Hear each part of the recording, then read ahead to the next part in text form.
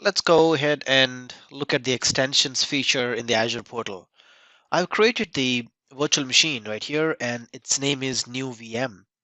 The extension option is available under settings. So if you click on settings, you will then see the add button. We can then click on this add button to see all the extensions that Azure has as on today. So if you are using Acronis Backup to back up your infrastructure in Azure, you can just click on it and then install. Microsoft Anti-Malware can be installed, Chef extensions, and there are a lot of these extensions that are pre-built for us. So we do not have to write a script to install these agents. But let's say the application that you want to install is not available in this list. Then you might want to go for a custom script extension. So if you would like to go for, let's say, Microsoft Anti-Malware, you can just click on it and then create and then specify the parameters of the antivirus. You can of course modify this later, but I'll click on OK. So what this means is that the virtual machine will now have this Microsoft Anti-Malware installed in some time. I can add multiple extensions at the same time. Let's add a custom script extension. Now, for me to add a custom script extension, I should have created a PowerShell script beforehand. Then I click on the Browse button and then browse to that PS1 file. Additionally, you can pass arguments or syntaxes to that PowerShell file. Now, while my Microsoft Anti-Malware is getting installed on the virtual machine, I would like to go ahead and create a script so that I can then pass it as an extension to this virtual machine. I'll click on Add and then click on Custom Script Extension, Create, to add a PowerShell. Now, let's go ahead and write a small PowerShell script. I will launch PowerShell ISC here and then write a small script called install-windows feature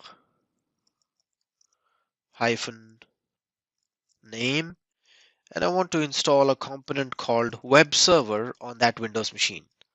Let's start something small. So let's just start by installing this Windows component called web server. So this should go ahead and install IIS on my Windows based machine.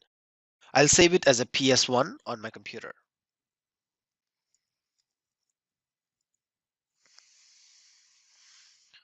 So I'm saving it as install web service.ps1 inside the script extensions folder.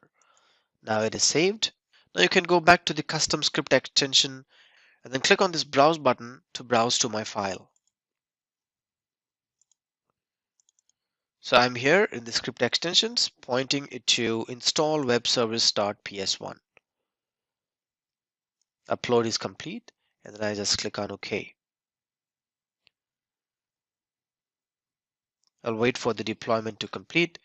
Parallelly, I can just go ahead and click on Overview and connect to this virtual machine quickly so we can then log in and check if the installation has happened.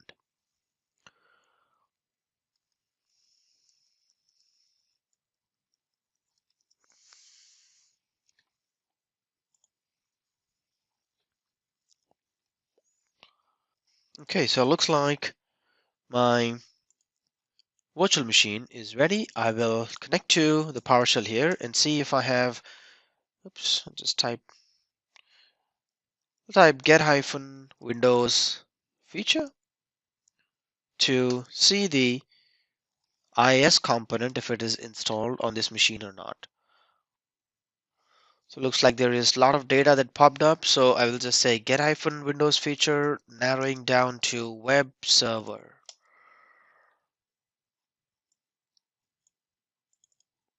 Okay, so it looks like it is installed. At this point, we just noticed that the IIS is installed on the machine, and this was installed through custom script extensions. Let's also go to the add remove programs to see if the antivirus is installed, which is Microsoft Anti-Malware should be installed through. Yeah, so this is System Center Endpoint Protection, which is nothing but Microsoft way of representing its own antivirus. So System Center Endpoint Protection, anti-malware is installed on the machine. Now, if you go back to the Azure interface under extensions, we'll see that IaaS anti-malware provisioning is succeeded, and also custom script extension is right there, but the status is unavailable. So we should just wait for some time and then we'll see the status as provisioning succeeded. In this demonstration, we learned that applications and agents can be installed on the virtual machines in Azure through custom script extensions. These custom script extensions can be either picked up from the marketplace or you can write your own custom PowerShell script.